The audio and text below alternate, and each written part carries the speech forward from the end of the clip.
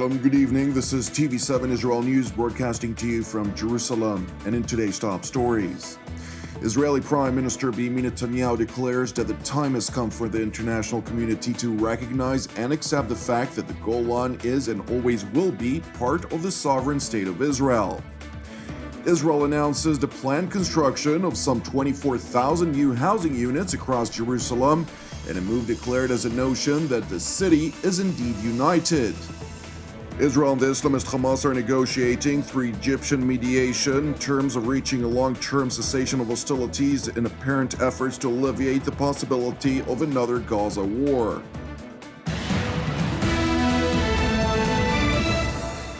Israeli Prime Minister Benjamin Netanyahu declared that the time has come for the international community to recognize and accept the fact that the Golan is and always will be part of the sovereign state of Israel. During a tour of the Golan Heights adjacent to the border with Syria, together with visiting U.S. Senator Lindsey Graham and American Ambassador to Israel David Friedman, the Israeli leader underscored the positive impact that has been sustained across the disputed region since the Jewish state conquered parts of the Golan Heights from Syria during the 1967 Middle East War.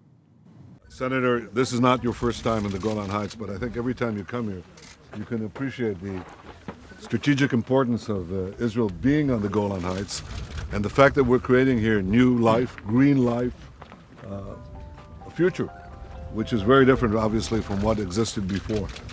I think the most important observation that I'd make is that the Golan has always been part of Israel from the earliest days of our history, and has certainly been the part of the state of Israel since 1967 and more recently since 1981. The Golan is part of Israel. The Golan must stay part of Israel forever. And I think it's very important that the international community recognize this fact and accept it, and most especially our great friend, the United States of America. U.S. Senator Lindsey Graham, who is a vocal supporter of Washington's alliance with the State of Israel, explained his sentiments by linking the security of the Jewish state to the national security of the American homeland. I come here as an American. I come here to try to figure out what's best for America. What's best for America is for a safe, secure, and prosperous Israel. Why? Common values, common enemies, and from a military point of view, the best friend the United States could possibly ever have in a troubled region. I cannot tell you how much intelligence is given to the United States from our friends in Israel that protect the American homeland. According to the South Carolina lawmaker, the Golan Heights represents a vital pillar of defense of the State of Israel. That is why Graham responded to Netanyahu's request by vowing to start an effort to recognize the Golan as part of the State of Israel now and forever.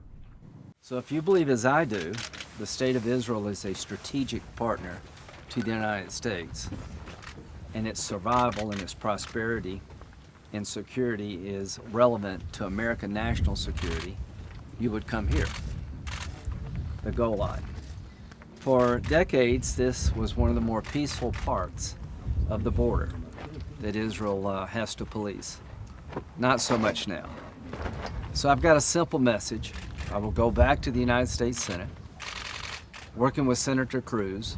I will start an effort to recognize the Golan as part of the State of Israel now and forever, because to give this territory up would be a strategic nightmare for the State of Israel. And who would you give it to?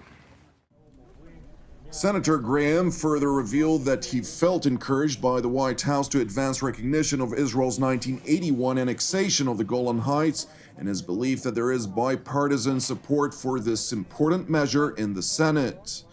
Earlier in the day, Prime Minister Benjamin Netanyahu attended a roof signing ceremony in Jerusalem where he announced the planned construction of 24,000 new housing units across the city. In the presence of Israeli Finance Minister Moshe Kahlon and Jerusalem Mayor Moshe Leon, the Prime Minister underscored Israel's right to build across the city that was and will always remain the eternal capital of the Jewish state of Israel. Netanyahu also noted that the Jewish resolve to maintain a presence in Jerusalem over the course of centuries of foreign rule with the aspired aim of regaining sovereignty over their ancient capital, the the city of David has led to today's reality. פעם אחת השתלטו פה המוסלמים, ואחר כך הצלבנים, ואחר כך הממלוכים, ואחר כך הסלג'וקים.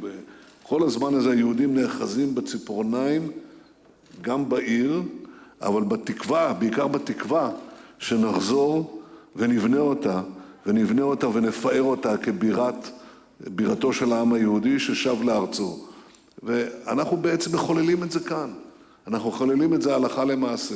שאנחנו מוסיפים היום 24,000 יחידות דיור בירושלים, זה אומר יהודים היו בירושלים, יהודים בנו בירושלים, יהודים בונים בירושלים, יהודים יבנו בירושלים, בירת ישראל. אז זה לא רק אמירה.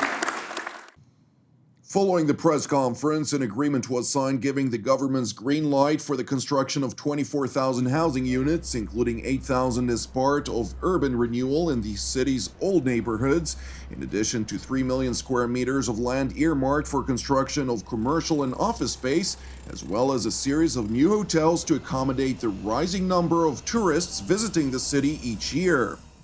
Now, with regard to the growing tensions surrounding Israel's southern frontier with the Gaza Strip, the Islamist Hamas organization announced that it is awaiting a reply from Israel regarding a series of so-called humanitarian demands that are expected to be conveyed to the group by an Egyptian security delegation that is scheduled to return to the Palestinian enclave during the next several days. In a written press release, a member of Hamas political bureau said that the group's leadership would consider Israel's reply to its conditions to reach a ceasefire agreement.